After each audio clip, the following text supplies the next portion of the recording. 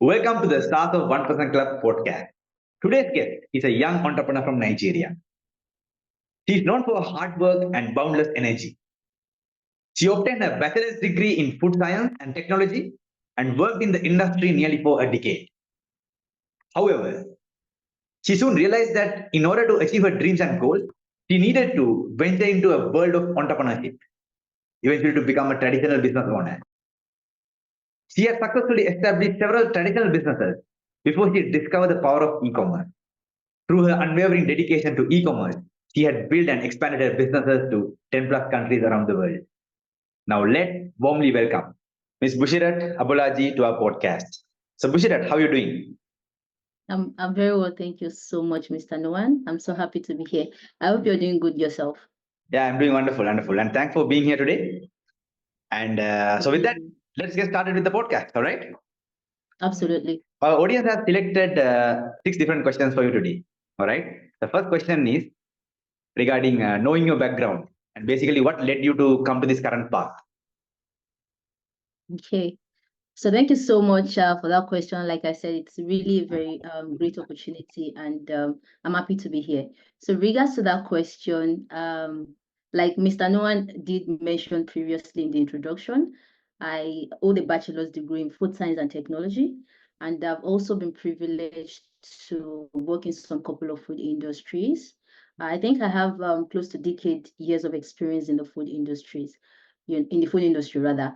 And I also, and working in that space, um, it was really a challenge. It was a challenge because working in the employment, being on a fixed income, it's always very difficult to make ends meet. And then I also at some point really look at my life. I saw where I'm headed, like where I do want to see myself in the next couple of years, and I do realize that the path that I was at that point in time can not necessarily get me to the life that I do desire. And another sort of motivation for me as an individual is looking at my mom. My mom is a government school teacher. She's somebody that is in the employment space. And I saw that it was really, really a struggle. Like growing up, it was a struggle. I'm from a family of 3 children. And like seeing us through school was basically a challenge because it was solely the responsibility of my mom. And then I also noticed that growing up, the only way we knew to live life was basically through loan. So we had to take a loan from a loan to a loan before we can basically like meet up to our daily needs. And looking at my mom is always an inspiration for me because I know that if I also trade in the same path that she had traded, I'm also going to end up being exactly like her. And you don't expect to do something the way every other person has been doing it, and you expect to get a different result. So that was some sort of a wake-up call for me that I needed to do something differently. And then when I thought, okay, I needed to do something differently, I started doing some traditional businesses. And it was also a very big challenge. I remember that the first business that I did at the end of the year, the profit we made was not even enough to pay for the shop rent. That's to tell you how really difficult it was doing a traditional business. And I think I probably have to do something different that could get me that sort of leverage, that could get me that sort of compounding income. And I think that's why I'm here today. Thank you so much for the question. Wonderful. It's very inspiring.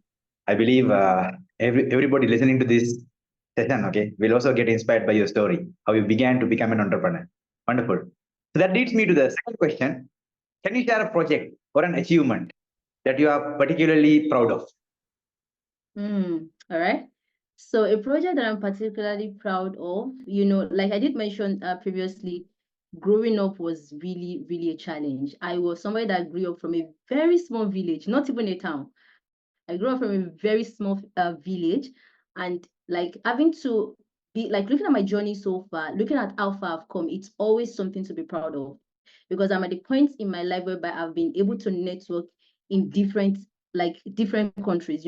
I was somewhere that I didn't think I was going to be able to build that sort of network for myself. As I currently speak, I have my network. Like I've been able to build my business, of course, with the support of the system that I'm currently plugged in.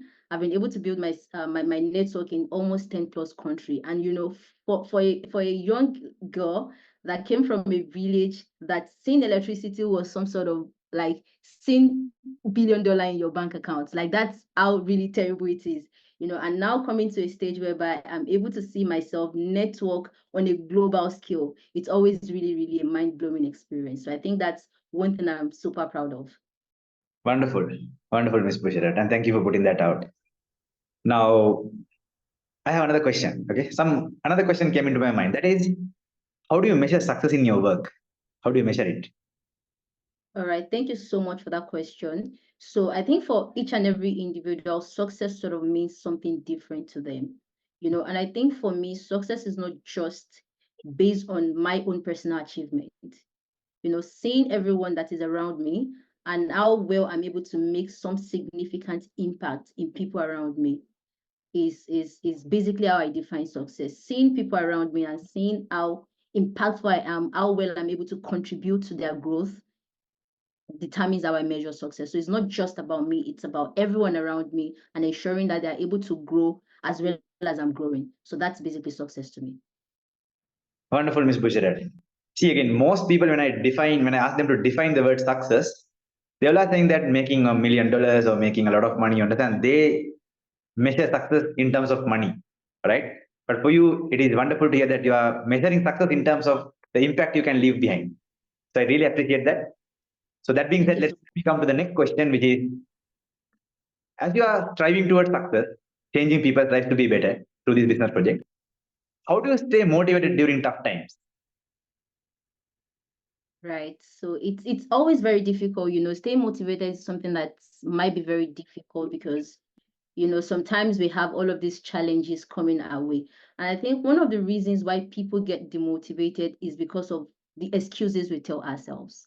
And there is this concept that I recently just learned, and that is the concept of burning the boat. So, burning the boat for me is always reminding myself that I do not have any other option. People get to give themselves excuses because they have other options. If you don't do this, if you tell people why this is not working for you, you probably want to do something else. But for me, I basically use the sink or swim approach. It's either this option or there's nothing else for me. And I think that is enough to keep me going because as long as I know that I do not have any other option, I'm able to keep myself on the track, regardless of the challenges, regardless of the difficulty. I'm able to stay level-headed and I'm able to keep myself going because I do know that there is no other option. It's more like seeing something as a one-way ticket and there's no other option. There's no other way out. And I think that way I'm able to stay motivated and I'm able to keep myself going. I think that's it for me. Wonderful. I like the concept of one-way ticket. There's no coming back. Okay, Mm-hmm. that's really nice. So, Ms. Bushirat, now striving forward, facing challenges, overcoming challenges, and designing your way towards success, that journey requires a lot of learning, a lot of knowledge. It requires you to hold into a separate mindset, a different mindset of an entrepreneur, right? Now, how do you continue to learn and grow in your field? How do you do that? Mm-hmm. All right, thank you. That's also another very beautiful question. And I'm actually somebody that believe that learning is an integral part of anyone that is looking to achieve really good level of success. And then when you are stuck to old ways of doing things, we are such in a world whereby it is constantly evolving. And you cannot stick to old ways of doing things because that way old ideas can be liabilities to you as a person. So one thing that I do for me as myself to keep myself going is to remind myself of how much I still have to learn and always constantly reminding myself that I do not know anything, always being at that zero, always ensuring that I empty my cup. That is the only way I can take up new ideas, new perspective, and new ways of doing things. So it's a constant reminder of knowing nothing and still having a long journey ahead of me and always constantly saying that you know nothing and there is always more to learn. Wonderful. That reminds me a story of the sponge, sponge being a sponge, meaning that you are always ready to absorb from whatever the circumstances you are going through, whatever the environment, different people you are meeting up. Wonderful. Absolutely. So being a sponge, wonderful. So that brings me to the last question, which is, what's that one thing you want our listeners to remember from this conversation? All right. So one thing that I would want people to remember is the fact that dreams do come true, and as long as you're that person that is always believing in yourself, regardless of the challenges. There's this popular saying that the country you're born in is not in your control. You do not get to choose your parents. You do not get to choose your religion, but you can get to choose the kind of life you live.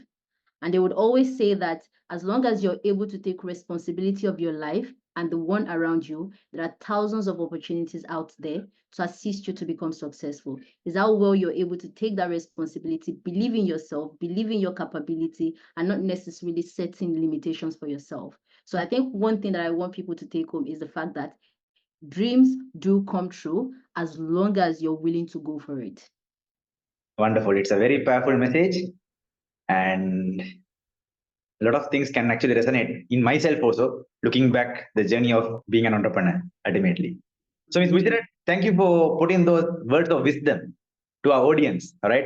And thank you for being a part of this wonderful journey. And Thank once you again, so thank much. you for participating in this today's podcast. Thank you so much. It's really an honor and a pleasure to be here. Thank you so much. And with that, guys, we are bringing this podcast to an end.